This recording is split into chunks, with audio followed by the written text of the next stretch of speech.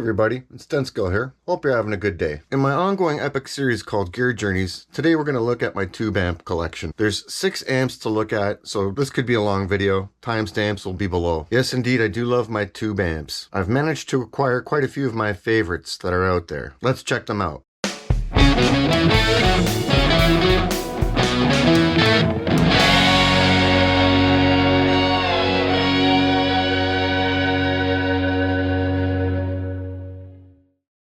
Here at denskil Music Labs, we do a lot of tonal research. Our motto is, if it sounds good, it feels good. And if it feels good, you play good. Now, I personally love the sound of a tube amp when it's cranked real loud. It's definitely something to experience if you've never had the chance. It's hard to find a place where you can crank an amp that loud, right? Over the years, I've experimented with many a different type of tube amp.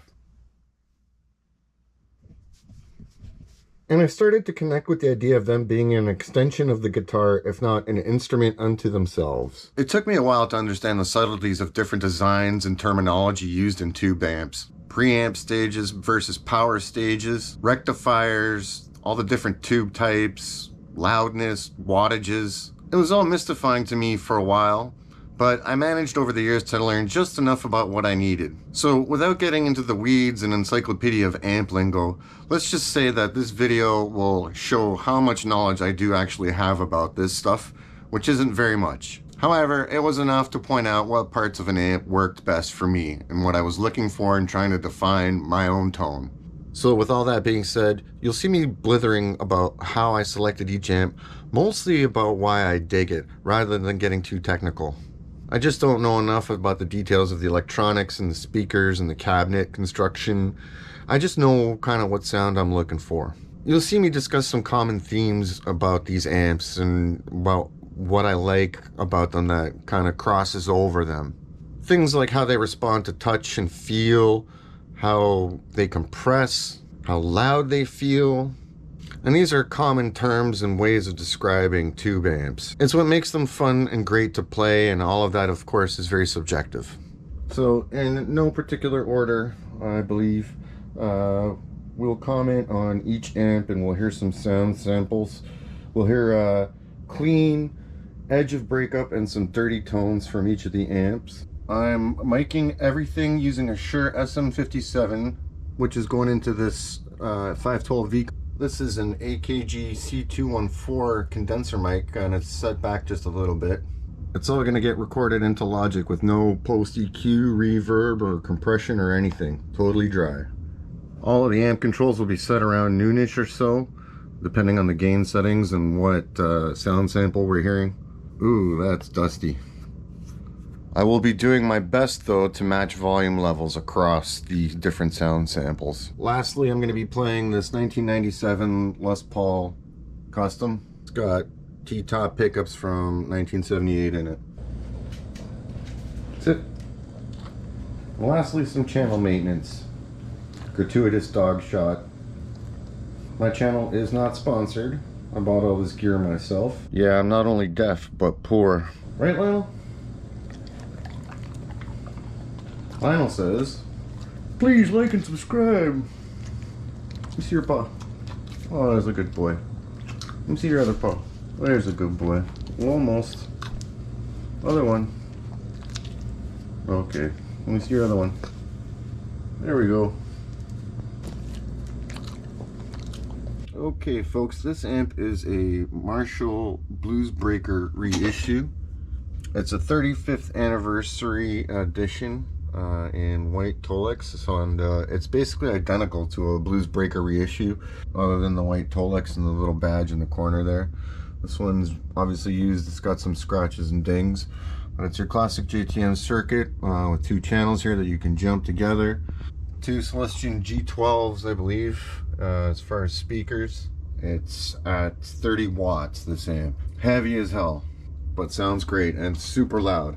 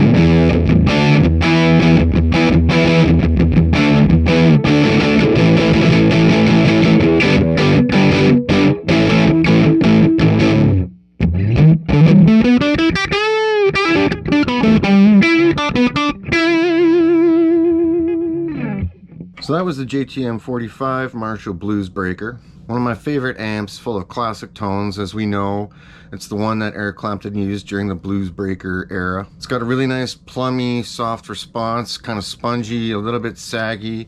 Definitely doesn't have the, you know, sort of bite and snarl of other Marshalls. And as we know, historically, it's based on the Fender Bassman, which is another one of my favorite amps. The Bluesbreaker does take certain types of pedals really well, like fuzzes and sort of anything that pushes it. The tremolo sounds really good on it and gets you a nice swampy tone. And like in my demo, you can get kind of fancy with jumping the channels there if you want different types of sounds. On to the next amp. Next amp here is a Mesa Boogie Mark V 35. This is just your standard stock issue Mesa Boogie product. Had this for a little while now. I have it connected to a Mesa Boogie 2x12 rectifier cabinet on its side right now. I think it's got Celestion V30s in it, if I'm not mistaken. Basically, I'm just, like I said, I'm running almost everything at noon. We'll go through sort of the fat clean channel, the crunch channel, and then I'll just pull out one of the heavier gain channels here. Probably go with the Mark IV setting. Just to get an idea of how versatile this amp is. It is very much a Swiss Army knife of an amp. It does a lot of different tones. So this will just be an example of clean, crunch, and sort of a heavier tone.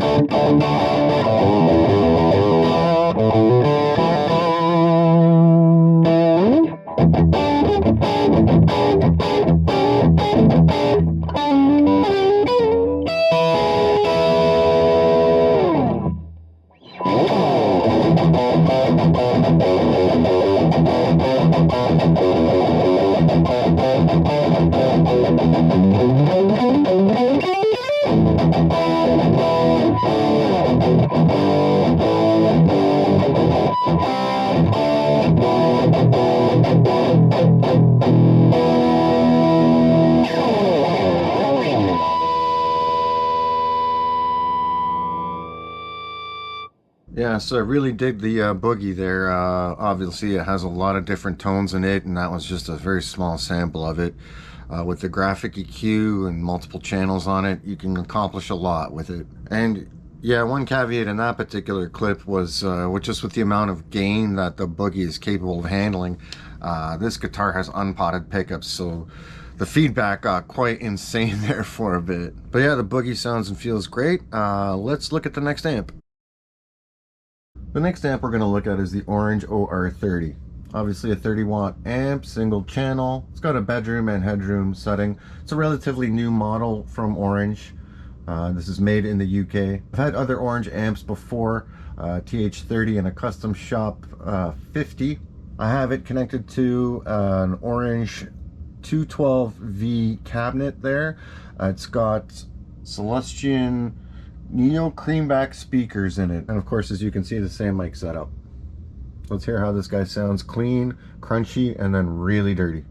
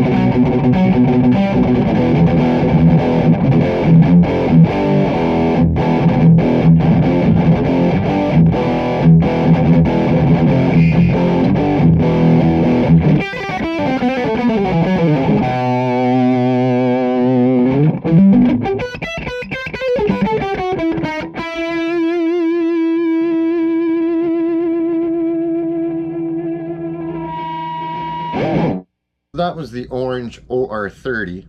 It's a really versatile amp in my opinion. It also takes pedals really well. It's got that certain orangey orangeness to it.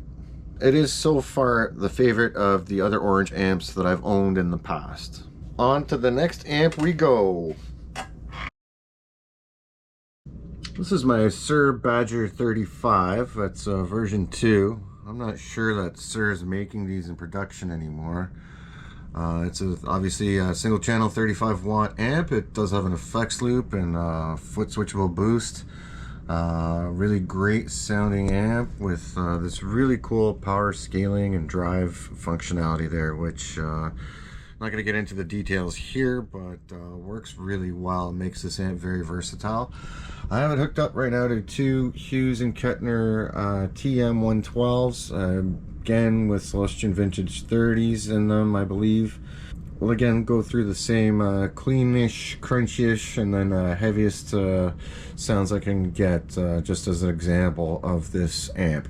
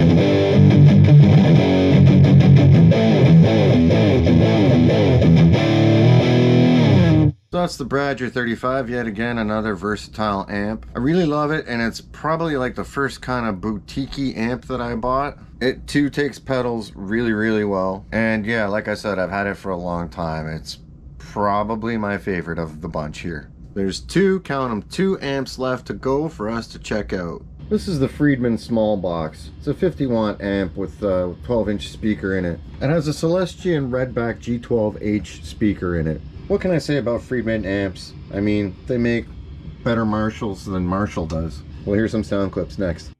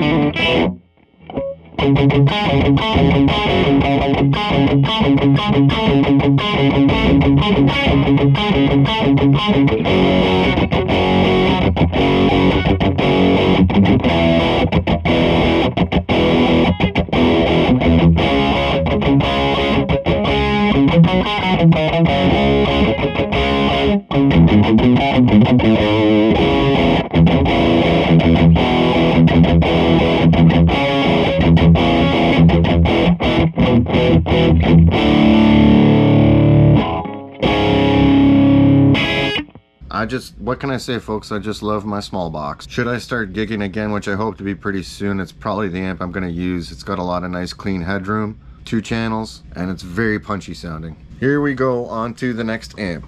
This little bad boy is my Supro Black Magick. It's got a Supro BD12 speaker in the back. It's got 2 channels in the back. Right now I'm using channel number 2.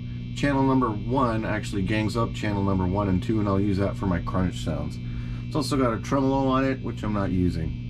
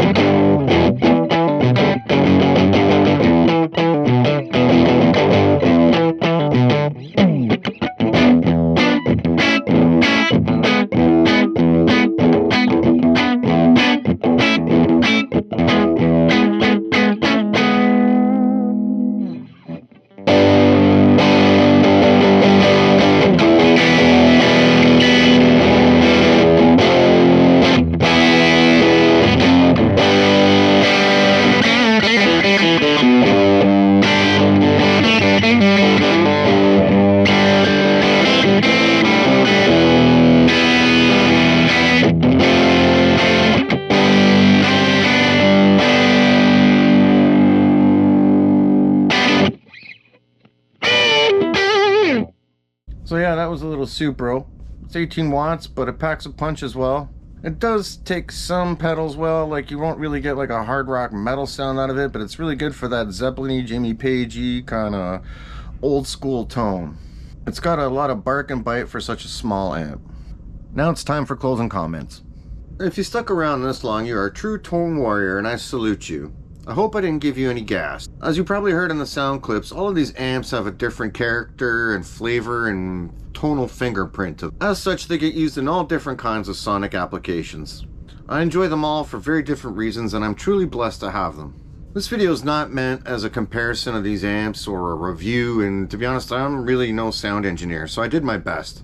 This video is really kind of selfish and kind of just for me to document my own amp collection so that I can yell at myself later on. So, all that considered, please be kind in the comments, thanks. I'd love to know your thoughts and any questions you might have. please drop me and Lionel a line anytime. I'd like to know, are you a tube amp fan too, or do you prefer the digital experience? What kind of amps do you like to use? Do you plug straight in and crank them, or do you use any kind of attenuation or any kind of pedals or anything? I did do a video on the aux box comparing using that to real mics and preamps, and that'll be somewhere in the cards here, so check that out if you need more info on that. And by the way, who's your favorite actor in the Toxic Avenger movie? Thanks for sticking around once again. That's all from denskil Music here at the lab. Stay safe and keep your tone on.